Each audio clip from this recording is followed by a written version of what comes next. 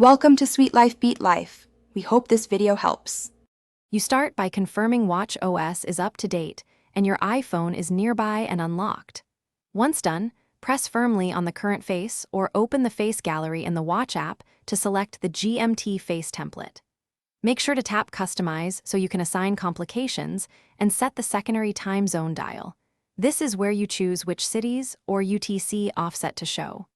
Don't skip granting permissions if prompted, because complications need access to location and calendar data. Now you'll customize the GMT dial. Choose the second time zone by picking a city or entering a UTC offset, and set whether the 24-hour hand is prominent or subtle. Then adjust color, scale, and complication slots to prioritize what you need. Calendar on the left, world clock on the bottom, for example. Once arranged, tap Done and Sync. The watch updates immediately. If you use complications that refresh frequently, make sure background app refresh is enabled on the phone for smooth updates. Finish by activating the GMT face and verifying that local time and the secondary GMT dial match expected offsets.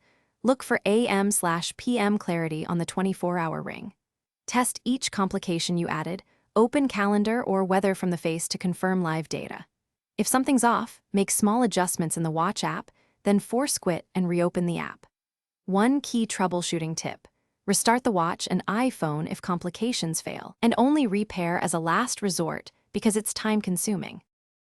Thanks for watching. Consider subscribing if we helped you.